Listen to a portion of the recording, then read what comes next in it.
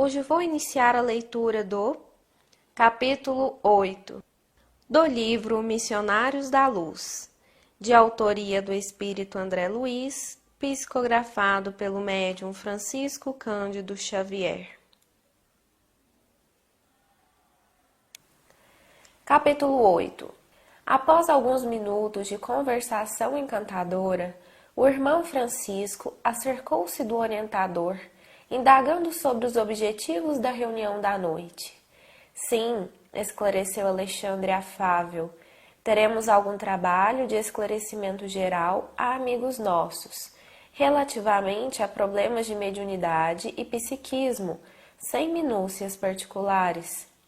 Se nos permite, tornou o interlocutor, estimaria trazer alguns companheiros que colaboram frequentemente conosco. Seria para nós grande satisfação vê-los aproveitando os minutos de sono físico. Sem dúvida, destina-se o serviço de hoje à preparação de cooperadores nossos, ainda encarnados na crosta.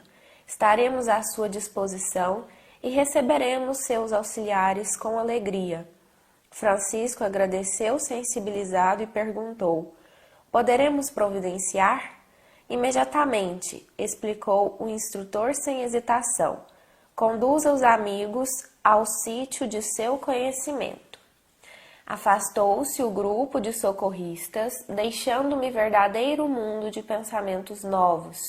Segundo informações anteriores, Alexandre dirigiria naquela noite pequena assembleia de estudiosos, e assim que nos vimos a sós, explicou-me solícito: nosso núcleo de estudantes terrestres já possui certa expressão numérica. No entanto, faltam-lhe determinadas qualidades essenciais para funcionar com pleno proveito.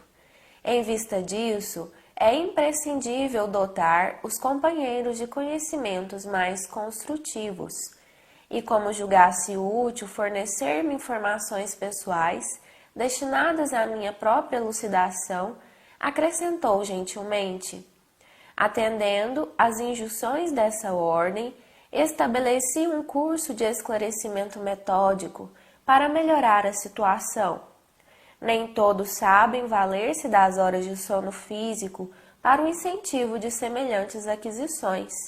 Mas, se alguns lavradores mais corajosos não se dispuserem a cultivar algumas sementes, a fim de iniciar-se mais tarde a cultura intensiva, jamais a comunidade ruralista alcançará a lavoura farta. E sorridente acentuou: contamos, em nosso centro de estudos, com número superior a 300 associados.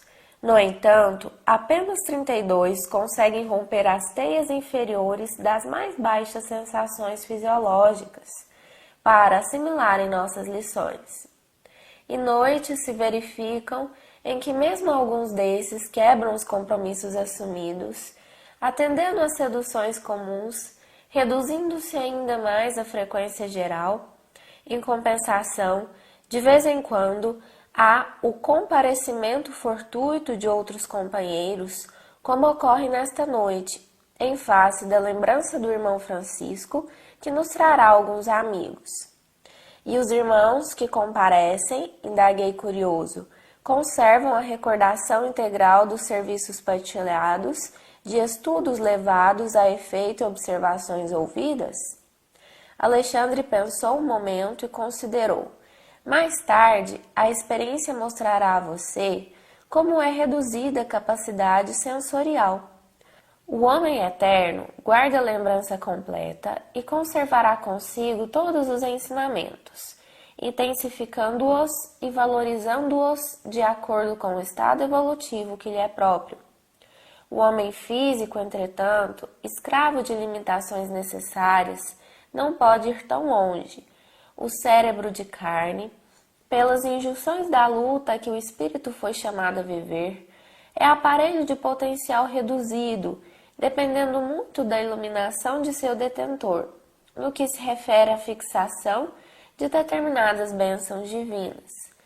Desse modo, André, o arquivo de semelhantes reminiscências no livro temporário das células cerebrais é muito diferente nos discípulos entre si, variando de alma para alma. Entretanto, cabe-me acrescentar que na memória de todos os irmãos de boa vontade permanecerá de qualquer modo o benefício, ainda mesmo que eles, no período de vigília, não consigam positivar a origem. As aulas, no teor daquela a que você assistirá nesta noite, são mensageiras de inexprimíveis utilidades práticas. Despertando na crosta depois delas, os aprendizes experimentam alívio, repouso e esperança, a par da aquisição de novos valores educativos. É certo que não podem reviver os pormenores, mas guardarão a essência, sentindo-se revigorados de inexplicável maneira para eles. Não só a retomar a luta diária do corpo físico, mas também a beneficiar o próximo a combater, com êxito, as próprias imperfeições. Seus pensamentos tornam-se mais claros, os sentimentos mais elevados e as preces mais respeitosas e produtivas, enriquecendo-se-lhes as observações e trabalhos de cada dia.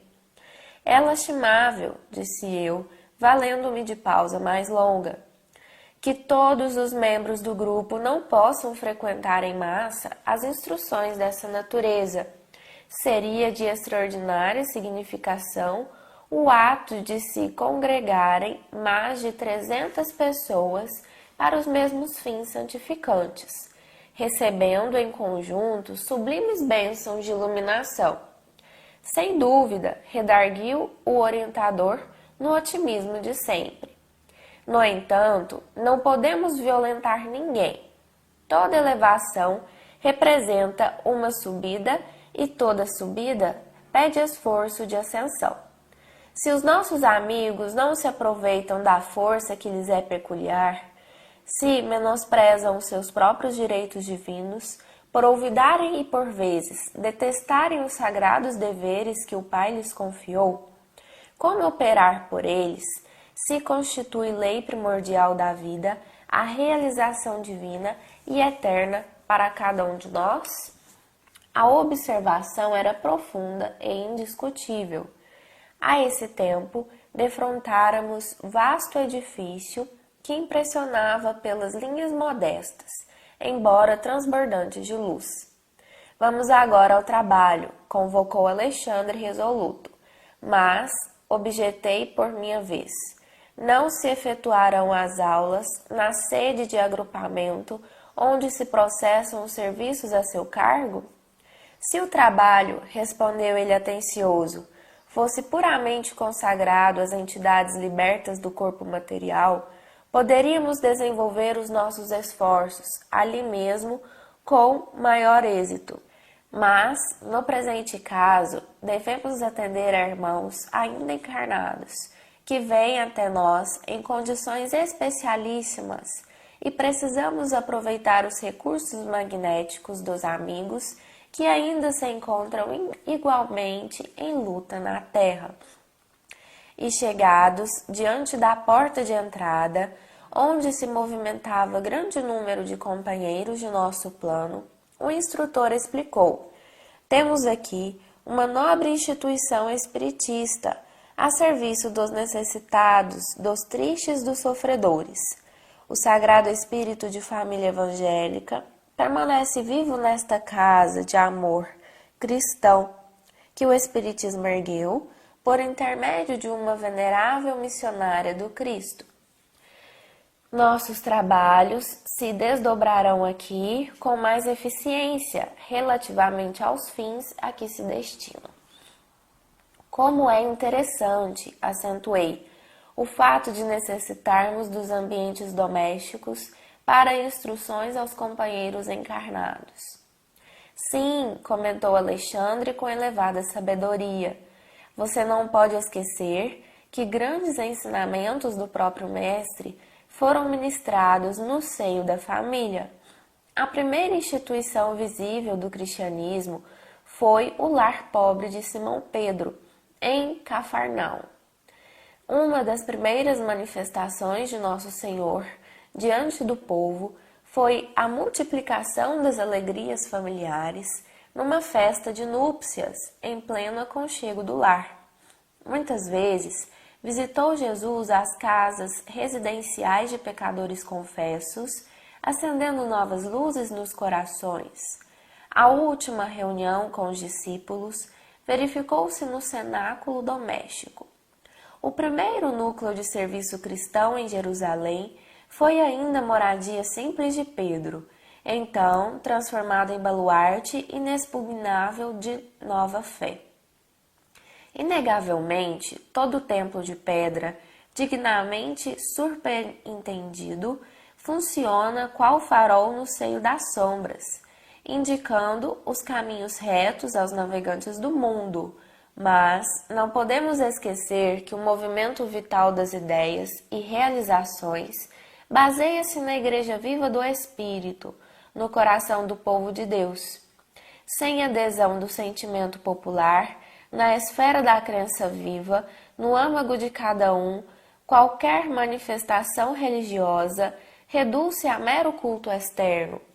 Por isso mesmo, André, no futuro da humanidade, os templos materiais do cristianismo estarão transformados em igrejas-escolas, igrejas-orfanatos, igrejas-hospitais, onde não somente o sacerdote da fé veicule a palavra de interpretação, mas onde a criança encontre arrimo e esclarecimento, o jovem a preparação necessária para as realizações dignas do caráter e do sentimento, o doente o remédio salutar, o ignorante a luz, o velho o amparo e a esperança.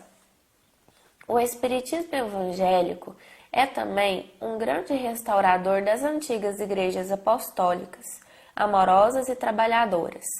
Seus intérpretes fiéis serão auxiliares preciosos na transformação dos parlamentos teológicos em academias de espiritualidade, das catedrais de pedra em lares acolhedores de Jesus.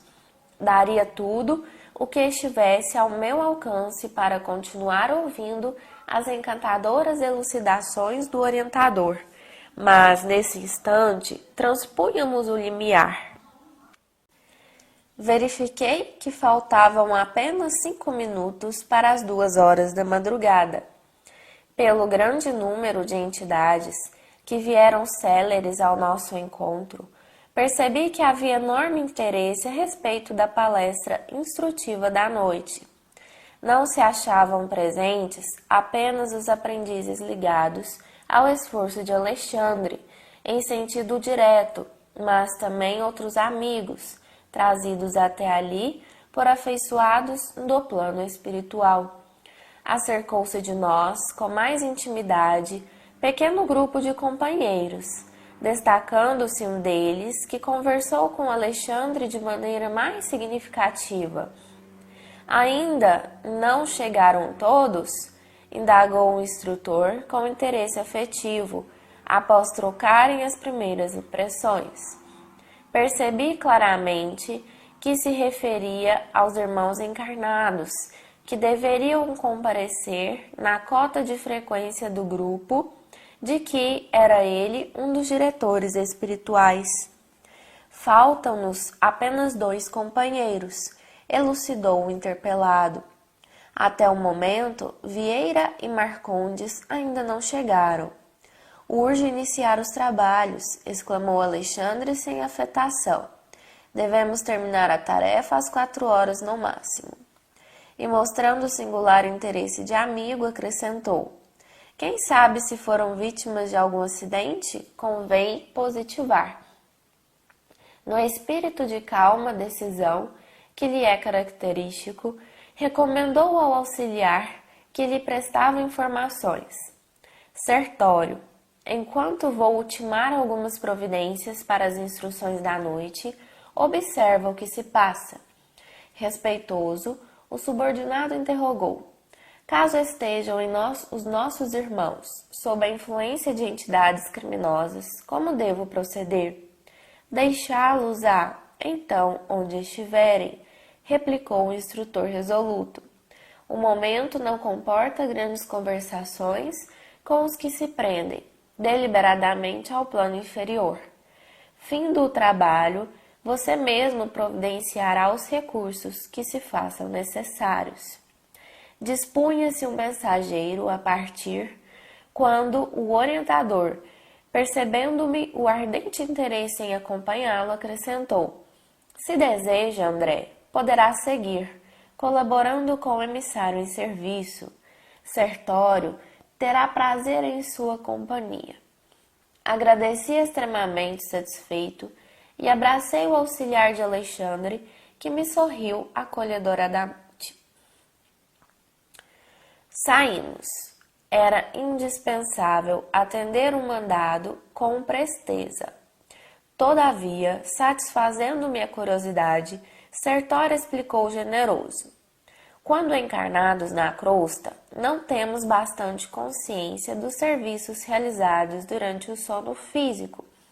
Contudo, esses trabalhos são inexprimíveis e imensos. Se todos os homens prezassem seriamente o valor da preparação espiritual diante de semelhante gênero de tarefa, certo, efetuariam as conquistas mais brilhantes nos domínios psíquicos, ainda mesmo quando ligados aos envoltórios inferiores. Infelizmente, porém, a maioria se vale inconscientemente do repouso noturno para sair à caça de emoções frívolas ou menos dignas. Relaxam-se as defesas próprias e certos impulsos, longamente sopitados durante a vigília, extravasam em todas as direções por falta de educação espiritual verdadeiramente sentida e vivida. Interessado em esclarecimentos completos, indaguei. Entretanto, isso ocorre com aprendizes de cursos avançados do espiritualismo? Poderiam ser vítimas desses enganos alunos de um instrutor da Ordem de Alexandre? Como não? Tornou Sertório fraternalmente. Com referência a essa probabilidade, não tenha qualquer dúvida. Quantos pregam a verdade sem aderirem intimamente a ela? Quantos repetem fórmulas de esperança e paz, desesperando e perseguindo no fundo do coração?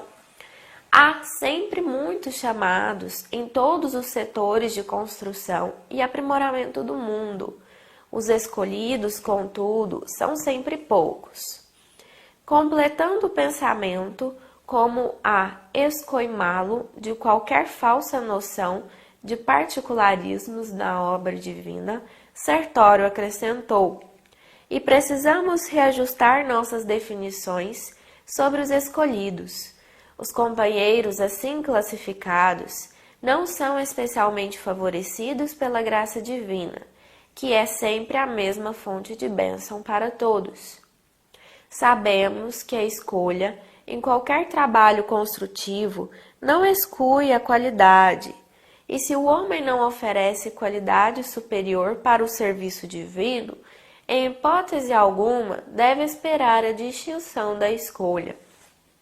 Infere-se, pois, que Deus chama todos os filhos à cooperação com sua obra augusta, mas somente os devotados, persistentes, operosos e fiéis constroem qualidades eternas que os tornam dignos de grandes tarefas. E reconhecendo-se que as qualidades são frutos de construções nossas, nunca poderemos esquecer que a escolha divina começará pelo esforço de cada um.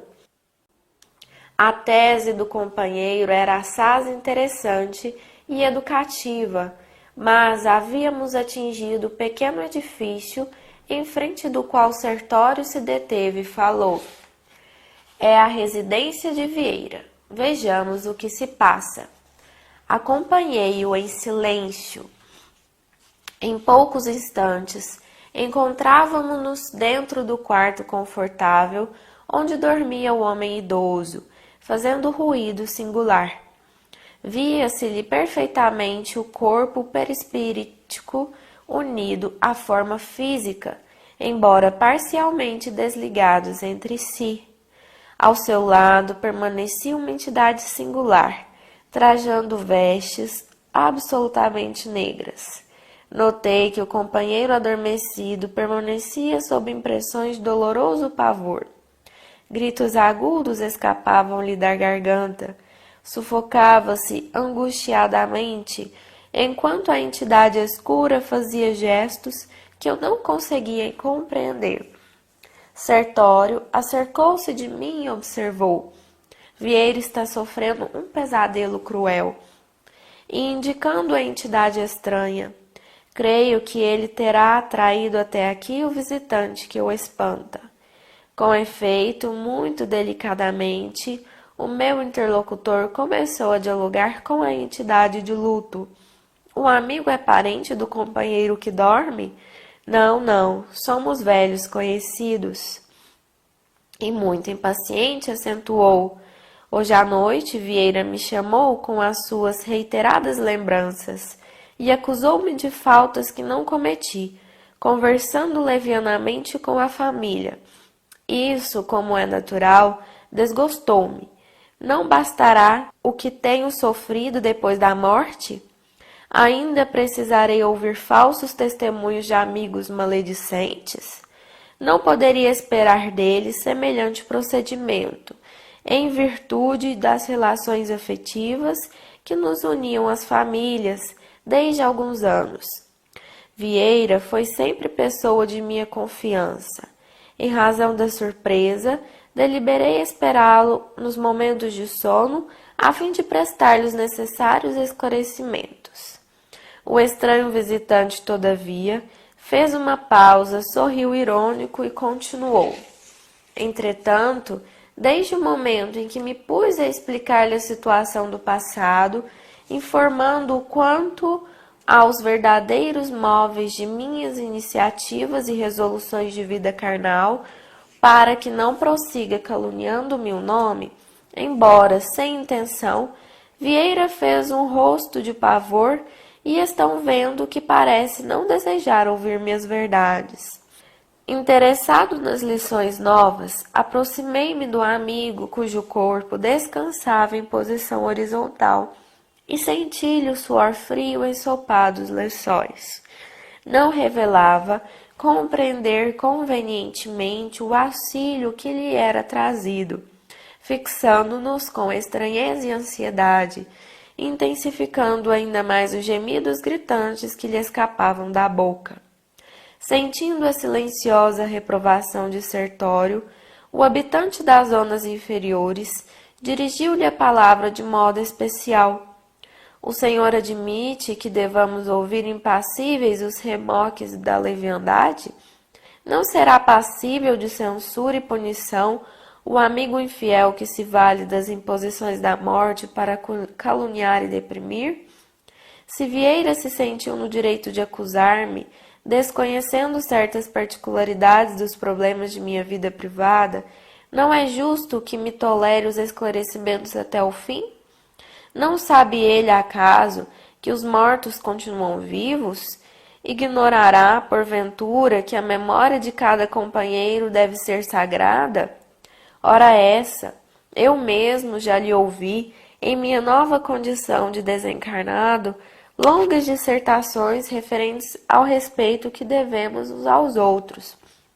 Não considera, pois, que temos motivos justos para exigir um legítimo entendimento?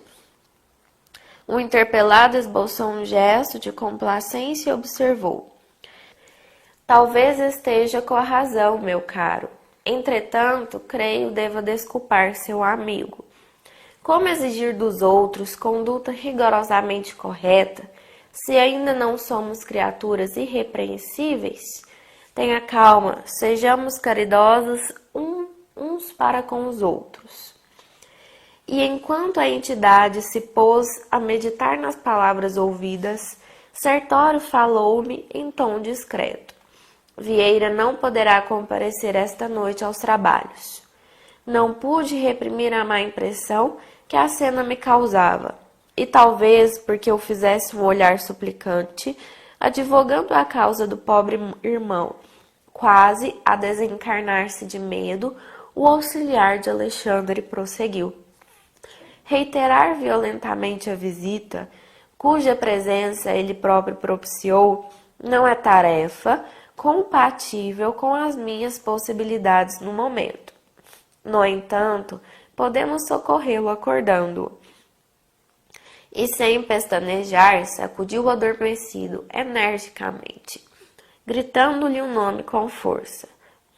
Vieira despertou confuso, estremunhando sob a enorme fadiga, e o ouvi exclamar palidíssimo: Graças a Deus acordei! Que pesadelo terrível! Será crível que eu tenha lutado com o fantasma do velho Barbosa? Não posso acreditar.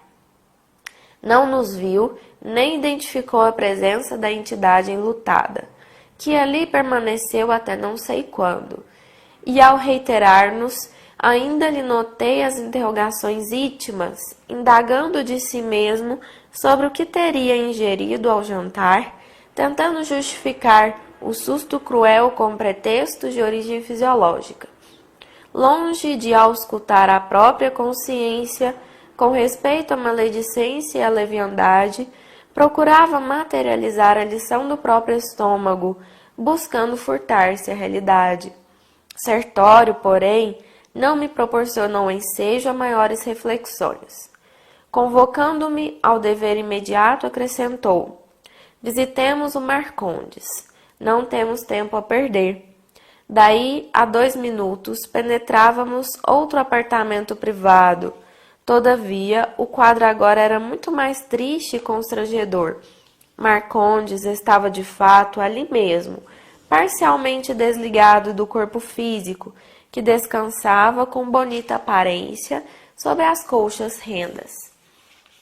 Não se encontrava ele sob impressões de pavor, como acontecia ao primeiro visitado.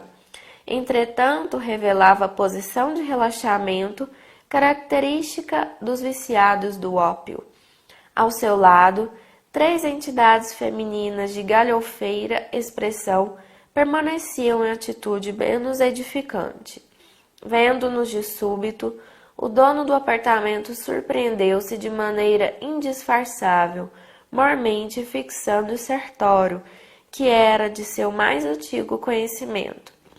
Levantou-se envergonhado e ensaiou algumas explicações com dificuldade. Meu amigo, começou a dizer, dirigindo-se ao auxiliar de Alexandre, já sei que vem procurar-me. Não sei como esclarecer o que ocorre.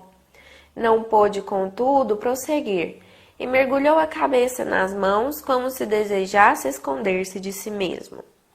A essa altura da cena constrangedora, verifiquei então, sem vislumbres de dúvida, que as entidades visitantes eram da pior espécie, de quantas conhecia eu nas regiões da sombra.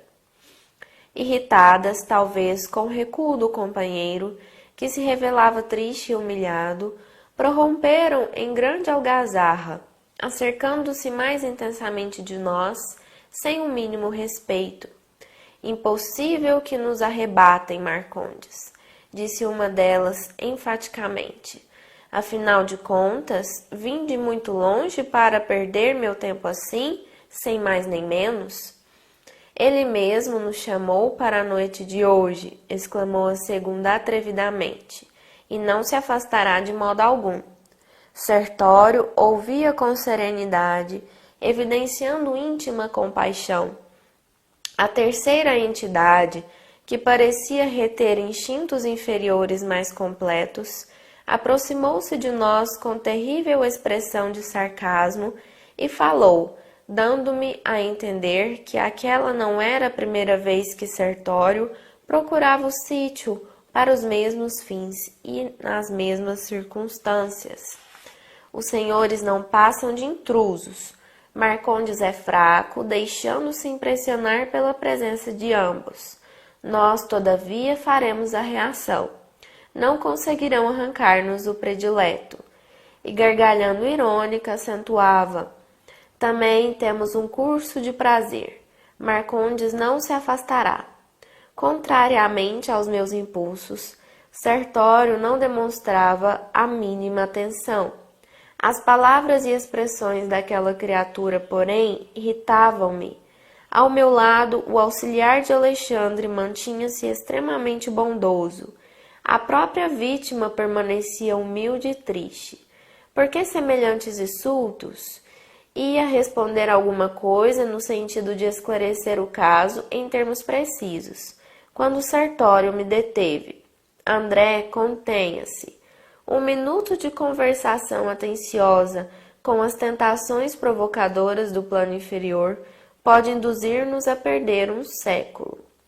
Em seguida, com invejável tranquilidade, dirigiu-se ao interessado, perguntando sem espírito de censura: Marcondes, que contas darei hoje de você, meu amigo? O interpelado respondeu lacrimoso e humilhado: Ó Sertório, como é difícil manter o coração nos caminhos retos. Perdoe-me, não sei como isso aconteceu, não posso explicar-me. Sertório, porém, parecia pouco disposto a cultivar lamentações, e mostrando-se muito interessado em aproveitar o tempo, interrompeu. Sim, Marcondes, cada qual escolhe as companhias que prefere. Futuramente você compreenderá que somos seus amigos leais e que lhe desejamos todo o bem. Despejaram as mulheres nova série de frases ridiculazadoras. Marcondes começou de novo a lastimar-se, mas o mensageiro de Alexandre, sem hesitar, tomou-me à destra e regressamos à via pública. Voltemos imediatamente, disse ele decidido. E em que ficamos? Indaguei. Não vai acordá-lo? Não. Não podemos agir aqui do mesmo modo. Marcondes deve demorar-se em tal situação para que amanhã a lembrança desagradável seja mais duradoura, fortificando-lhe a repugnância pelo mal. Que fazer então? Perguntei espantado. Diremos ao nosso orientador o que ocorre, redarguiu Sertório calmamente. É o que nos cabe levar a efeito. E sintetizando longas considerações que poderia expender relativamente ao assunto, frisou: Por agora, André, chama-nos o dever mais alto, no campo de nossa jornada para Deus. Entretanto, quando terminarem as instruções da noite, voltarei a ver o que é possível efetuar em favor de nossos pobres amigos. No momento, não devemos perder os minutos. As preleções de Alexandre não se destinam somente ao preparo de nossos irmãos, que ainda se ligam aos envoltórios da carne na superfície da crosta. São igualmente valiosas para nós outros, que necessitamos enriquecer possibilidades para socorrer com êxito os companheiros encarnados. Sim, concordo, respondi. No entanto, a situação de Vieira e Marcondes sensibiliza-me profundamente. Sertório, porém, cortou-me a palavra, rematando seguro de si mesmo. Conserve seu sentimento, que é sagrado. Não se arrisque, porém, a sentimentalismo doentio. Esteja tranquilo quanto à assistência, que não lhes faltará no momento oportuno. Não se esqueça, porém, de que, se eles mesmos algemaram o coração em semelhantes cárceres, é natural que adquiram alguma experiência proveitosa à custa do próprio desapontamento.